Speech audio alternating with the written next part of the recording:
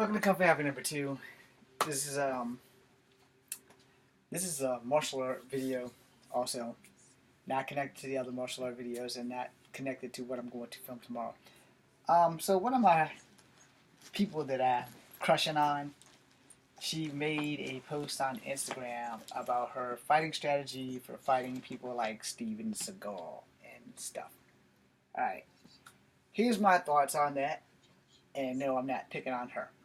I'm really not picking on her. She's awesome. She's beautiful. But here's the thing on that. Because of her professional career, I'm not going to mention names and stuff like that. As a martial artist, you can only go so far from your enemy. And running from your enemy is probably not the best idea. Because if they have you running, they're always going to have you running. And that's not something that is good for you. So this person said that her strategy for fighting Steven Seagal is that she would run. And my strategy for fighting any martial artist who has been big time and has made it bigger than me is to fight them anyway. Win or lose, I'm going to learn what I need to defeat them. Alright, so the reason why I'm also bringing this up is because a lot of people have been putting Steven Seagal down and calling him out. You know, they've been calling him on his skills, being phony, and calling him on his personality because he keeps jumping from being Italian to Italian Japanese, and then they're saying he's not even remotely Japanese, and he was the first gaijin to have a dojo ran in Japan and other stuff. And some of the people who are doing this, Pink Man, he's also on calling out everybody. I'm probably going to be on this list really soon. Now, with him and Ashita Kim, I'm going to have to give him that. With him and Frank Dukes, it's questionable. But with him and Seagal, it's also one of the things. And there have been a lot of videos about Steven Seagal being choked out by Superfoot or something like that and shit in his pants. And here's the thing about that. I wasn't there, so I don't know. But as a martial artist, and maybe it's because of our genders, I'm going to fight. Even if I lose, I'm going to fight. But see, I've studied a lot of Steven Seagal's movies and some of his old video clips and stuff. And he doesn't use his feet often. And here's the thing about most martial artists. And you out there who are martial artists, you know this. If you don't know this, you're going to know this from me right now. If you can study a person's motion, and you can pick up their range of motion, you can find out how good they are at kicks. I'm not saying to underestimate them. I'm not saying to overestimate them. But I'm 5'3", and if I can kick somebody 6 foot in the face, then so can you. Okay? And as Mr. Ennis used to say, the shorter the person, the more deadlier the kicks. Alright? And they're pretty small. Small people have really dangerous and quick kicks. Also depends on the style that you choose. Master Steven Seagal has Aikido. As far as we know, in all his movies, he just does Aikido. Alright? So as a person who has studied multiple styles of martial arts, that gives me a fighting chance because I too have studied that much Aikido. But the trick to fighting another martial artist is to, one of you have to get that first contact hit in. I don't want to be on the receiving end, and I need to be prepared. I'm always expecting a sucker punch, because I've been sucker punched before. I've been sucker punched quite a few times, actually. I've even been, I've been skipped up on and stolen in the face twice the same night by the same guy. And he literally, but not to the side. I mean, he came at me like a little girl from the front and just said, smacked me twice in the face. My recovery time is pretty good. I don't have a glass jaw, especially since he hit me in my temple. So I clearly don't have a glass temple either, since he broke his hand on my face. The point is, never underestimate what you can do versus what you see somebody on TV who's famous for being on TV. And also remember, when you're watching me acting versus watching me in a real fight, that it is a difference between stage combat and actual combat. Now, if you want to contest Pink Man, feel free. Pink Man, I'm not here to discontest you because I kind of agree with you on some of those choices of who you're calling out as frauds. And if I wind up on your list, that's fine. I don't care. It's not like you're going to come to 512 Rougemont and fight me to find out. Okay. And we're not going to Steven Seagal's house to jump him to find out. But my thing on that, I am probably going to give as good as I can get it. And Steven's a little up there in age. So I have to take that into a factor. If I can just outlast him physically, if I can outlast him physically, I can probably take him if the fight goes more than 3 to 5 minutes. The thing with Aikido, and this is the thing, for all you martial artists out here, especially if you haven't taken Aikido, Judo, Jiu-Jitsu, and God damn it, what is it? Aikido, Jiu-Jitsu, Judo, Kempo. Yeah, Kempo. A lot of those rely on you actually being able to grab your opponent, right? An Aikido person cannot really use you against you if they can't grab you. And in the events that they grab you, if it's not like an arm lock or a pressure point pull or twist, you still have a fighting chance. Whereas somebody who has judo or jiu-jitsu and they grab you by your clothing. So if they grab you by your clothing, you have a small issue. Or you can just sacrifice the shirt. No, because I'm like this. If you're a judo master and you got me by the shirt, judo works like this. If I push, you pull, you turn, you're going to throw me all around. Aikido works on that same damn principle, only a little bit different. Because if you watch Aikido people, they do a lot of wrist locks and grabs and twists and shit like that. And they can manipulate you and turn you around. And Kempo does the same thing. The thing about those skills, is that person using that skill, you have to feed them a body part. Not theirs, yours. Because they can't manipulate your body if they can't grab it. Alright? As a martial artist, if you doing Aikido, and you're doing a regular fight stance, and I throw a punch, and you grab me, and you twist me, and you work me around, and then you flip me, that's kind of my fault. Alright? Because I fed it right to you.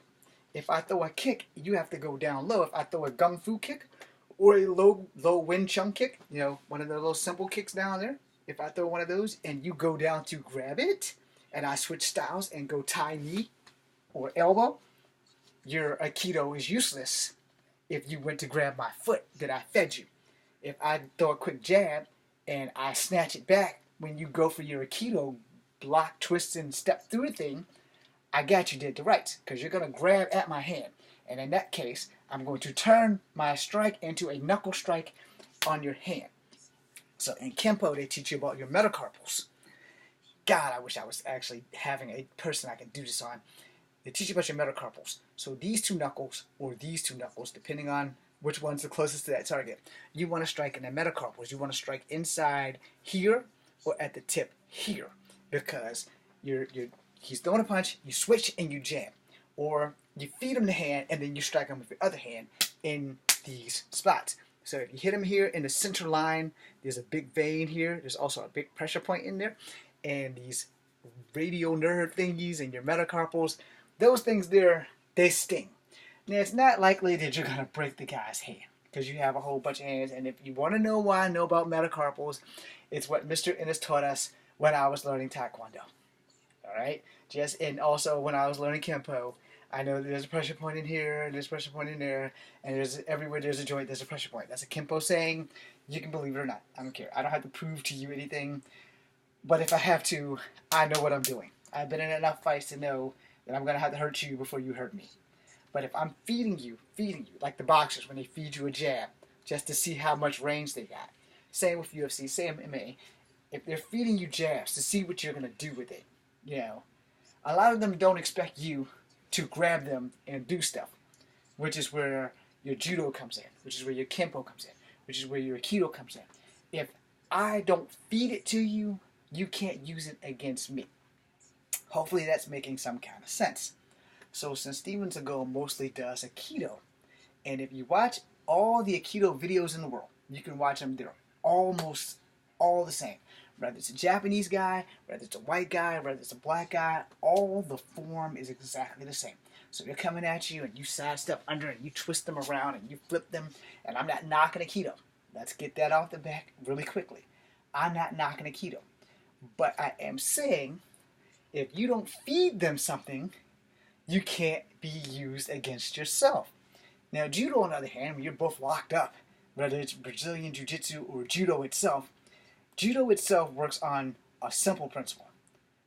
Don't push him, because when you push him, he uses your strength and your momentum, twist, turn, flip, and then he's going to put his knee in your neck, because that's how I was taught to do it.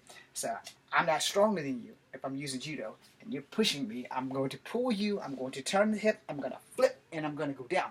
When I turn and go down, I'm going to pop my hip, and I'm going to get you down. When I get you down, I'm going to put my knee in your chest.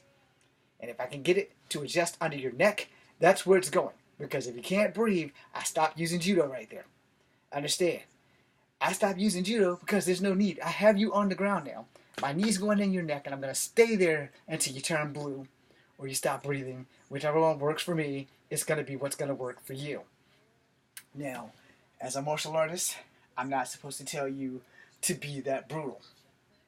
As a street fighter, I'm going to tell you real quick. Here's where you quote Rama Saotome. I am James Williams Jr. from the Anything Goes School of Martial Arts. So if you're going to fight someone, you have to remember that they're thinking of putting you through the dirt. Only equal amount of thinking will probably keep you alive. Now, I had a discussion with my sensei about Saber Night Lights class Friday, because I actually did pretty good for the first time in a long time. And he was telling me about I'm holding back. And I had to have a talk with him after class on why I hold back. I have a really bad fear of hurting people, because martial arts is my thing. It's second nature to me, and I don't ever really want to hurt anybody. After learning Brazilian Jiu-Jitsu and learning that I suck at it, I go back to basics. I do know enough Brazilian Jiu-Jitsu to roll with people. I'm just not very good at it. I also have a problem of frustration. Okay, and that works against me. Totally off topic, I know. But the point I'm making is that if you are any kind of martial artist and you study all the other martial artists, study every nook and cranny of them, you will get it down quickly. And this would go for Thai fighting. If you're fighting a Thai fighter, if I have to go against Tony Jaa, I know 3 things about Tony Jaa from watching his films. Only 3 things. They will probably be unaccountable. They will probably be wrong. But I can guarantee you, if I watch those 3 things that he does specifically, because he loves the elbow, all right? He loves the elbow. He loves the flying knee, he loves the leg split, and he loves the elbow. Those 3 things. Those are his greatest assets and his greatest defeats. What you consider your best move, I consider your worst nightmare. Which is why I don't have a best move anymore. I don't have a favorite move anymore. Because every best move and every favorite move has a weakness. The whole point of me taking different martial arts styles was for me to find the weakness and beat the style. Tony Jaa likes to leap, he likes to split, and he loves the elbow. Now, if you want to go against someone like Jet Li, Jackie Chan, or Sammo, who likes to, Jackie likes to throw couches and shit, so you don't really want to go against somebody who can literally throw a couch at you. But in the event that you do, you have to become Jackie to fight Jackie. You have to become Jet Li to fight Jet Li. You have to become Sammo, who I love so much, to fight Sammo. You have to become Steven Seagal to fight Steven Seagal. You have to adjust and adapt on the fly. To be Benny the Jet, you have to be Benny the Jet. Now, I'm not saying you're going to study every nook and cranny and get it right off the jump. But if you can study just enough of his favorites and his basics, you can take them. And this is why I took Taekwondo.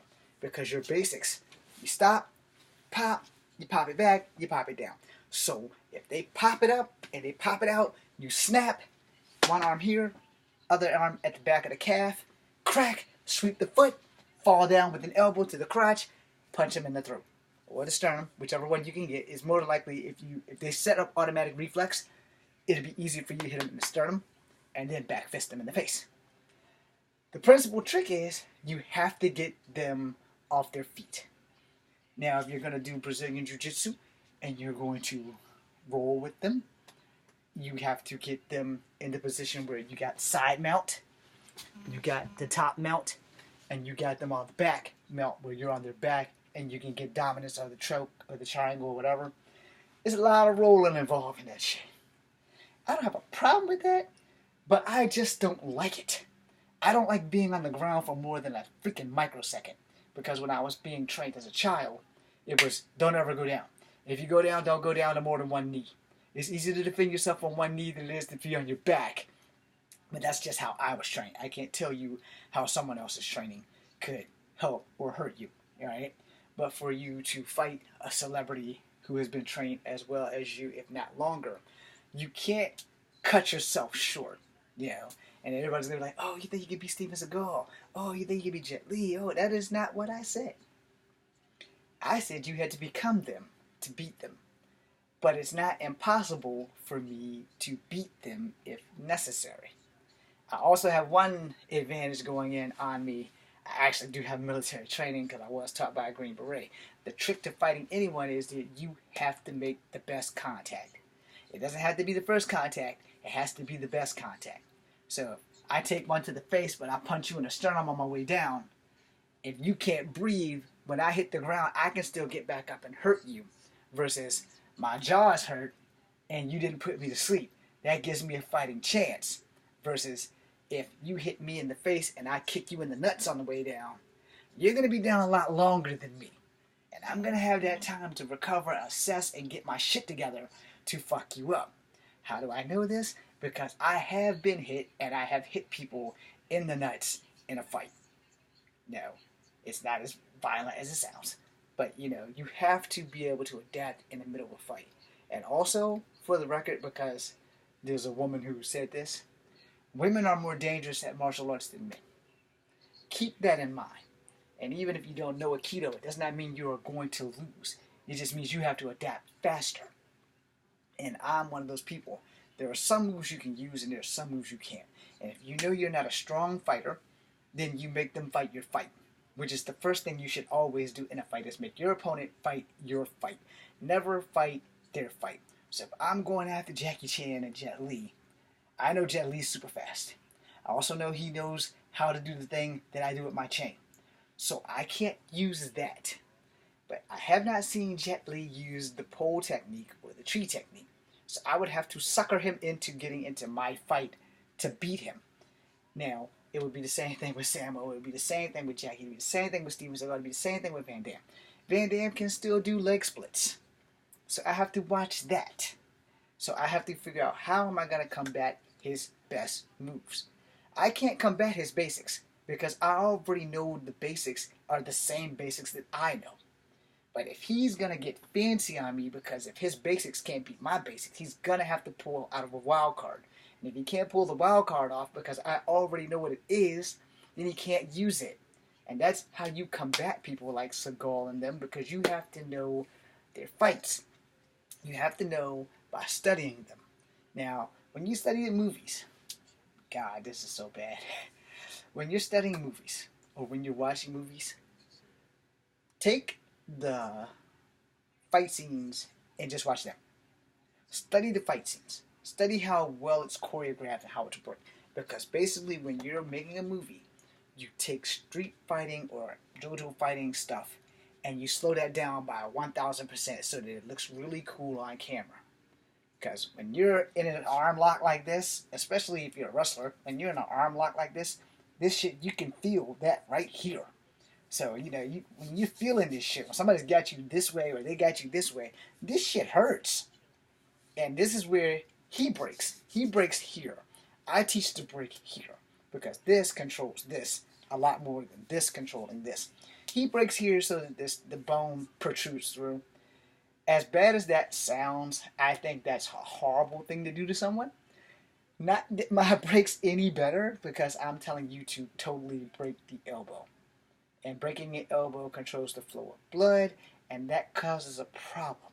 But it will damn sure end the fight a lot better than having this dude cut all the way through his skin and possibly bleeding to death. At least if I break it here, it's a good chance that he won't cut all the way through his skin, but the shit's going to be broken. And he's not going to have a lot of use with a broken arm. You know, and a broken elbow is harder to heal than them replacing the wrist, probably having to put a metal pin in it, stitch the guy up. He's probably going to still be able to use it well. But when I break this elbow, he's going to have to go through therapy for a while. And that's going to give him a lot of time to think about, do I really want to fuck with this guy again? You know, and this is why I tell people, if I'm going to teach you something you're going to use, I know that the shit's going to work. No, I have not broken any elbows, but I have hyperextended the shit out of some people. So it works, trust me. So in Kempo, where you have these little indentions, like, see if you can see that little hole there, there are pressure points in there. And when someone's locking you in a lock, and they're locking you here, and they're twisting your arm, they can manipulate you any way they want. And a part of that is Keto and Kempo. And if you know enough about those styles, then you know how to not feed them something. Unless you like making sacrifices. If you like making sacrifices, yeah, give them an arm. You know, but you need to know how to counter that shit. And you need to know how to react to it. So if they're doing this and they flip you over, you need to be able to recover, counter, and counterattack. If they're flipping you over and you land on your feet, your first immediate move should probably be, depending on where they are after they flip you over, boom. So you throw a back kick. If you're landed here, but you landed on your feet, not on your back. If you land on your back, you need to be in a blocking position. If they're still holding you, you need to be able to snatch your arm away or at least manipulate it so that you can get away from getting it broken. You know, because fighting is one of those things that you have to be ready for everything. And you can't be ready for everything, but you can be pretty close. See how that contradicted? But in a sense, you have to be ready for anything and everything at all times. You know, and that's the trick in fighting. Whether it's in the street or in the dojo, you have to be able to be ready, you have to be able to adapt, and you need to study your opponent. Right? If you're a champion of this martial art in this district and you're a black belt and you're in a taekwondo tournament. So let's reiterate. You're a taekwondo champion in your district. You're 4th degree black belt. You're going against a 1st degree black belt. He's a champion in his district because his school only does 1st degrees. That does not mean he's no less a fighter than you.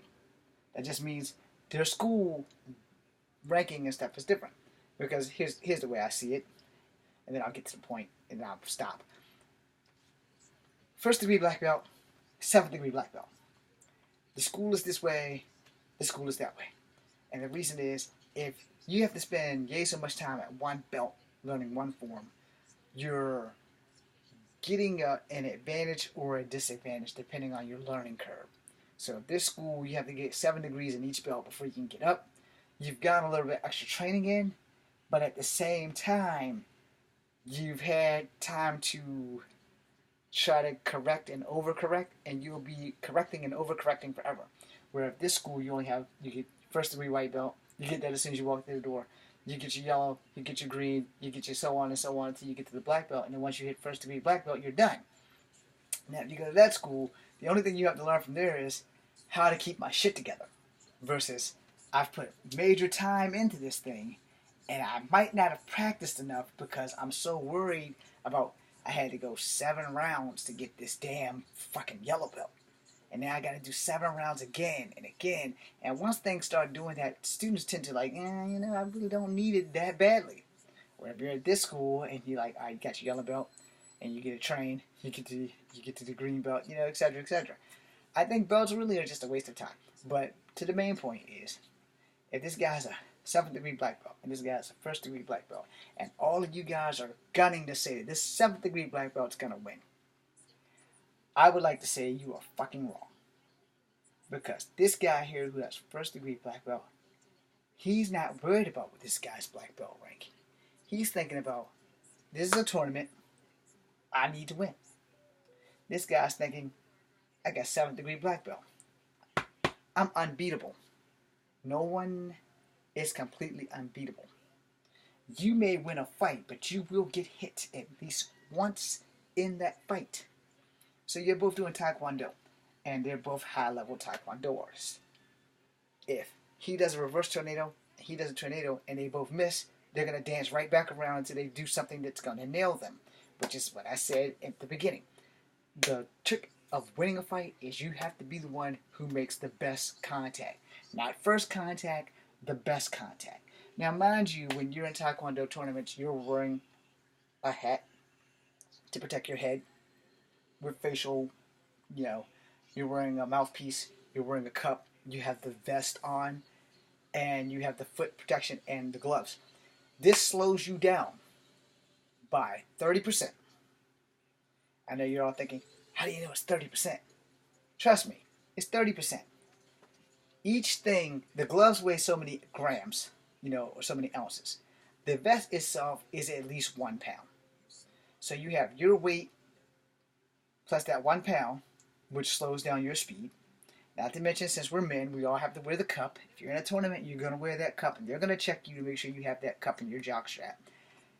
And he has the same shit on. The difference is, this guy's a 7th degree black belt. He's overhyped. He's not knowing that this guy's only a 1st degree black belt, because when you have black belts in tournaments, they don't really care. For the tournaments I've seen in person, they don't really give a flying shit if this guy's a 7th degree, this guy's a fucking 1st degree black belt, because if that's the only black belt the school has, and this is the only black belt that school has, they're going to let it go. At least most places. They're going to let it go. Now, I don't know how it works out in LA, but in Virginia, this is what I've seen. So black belt versus black belt. That's pretty much how it works. White belt versus white belt. You're not going to put a white belt against a black belt. Not like in the Karate Kid with Miyagi, where Daniel really didn't have a belt. They just stole a black belt. So, don't do that. You might get hurt. But at the same time, Daniel, a white belt, beat Johnny, a black belt, and beat a couple of other black belts, which is why when I beat black belts and they were like, what's your belt? I said, I don't have a belt. It's like, that's not possible. You got to be a black belt because I'm a black belt and you beat me. And I said, no, I'm a street fighter and I've never had a belt because I can't do katas. But I can fight. That's the tactical advantage that I have, because I do shit that they don't teach you in the dojo. Not everybody can run up a wall and come down with a punch. Not everybody can do that. I can do that. Not everybody can do that. I probably can't do it now, though, but not everybody can do that. And the things that I'm willing to put my life on the line for, a lot of people aren't willing to do that. So when you're in a fight, and you two are both Taekwondo masters, and you're fighting, it's really going to be about who makes the best contact. Not the first contact, the best contact. Because if you make the best contact and he goes down, you have to back up. Because the tournament rules. He's down. And it's not a street fight where you can run over and kick him while he's down. He's down. And he's down. Turn to your corner, you bow, you sit back. Sometimes they make you turn and sit this way.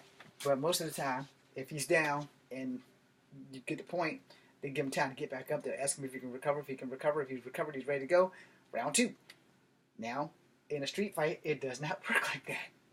In a street fight, that best contact, if the guy's down, 9 times out of 10 people are going to jump on him and start wailing at him. I don't think that's necessary, because I have an honor thing. If I've beaten you and you don't go down, but you drop down to one knee, and I tell you, look, you've lost, it's over, I'm going home, stay there, and you'll be fine. If you come after me, I'm going to hurt you. And if they're like, well, what the hell was that? You didn't hurt me enough this time? Say, hey, I'm letting you go. You should be grateful. I've had this happen when I first moved over here when I was 15. And I didn't use much martial arts, but I did use the shit out of a cobra clutch and 2 chokeholds, which basically was the sleeper hold twice and then the cobra clutch. And I almost broke the kid's neck. The thing is, I've been fighting since I was 6 years old. I know I'm going to get hit in a fight. Whether it's here, here, here, here, I know I'm going to get hit in a fight. Now, if you're a wrestler and they teach you, you will adapt. You will get used to the pain. True that. In a fight, you also will adapt. But in a real fight, the pain is a lot more painful.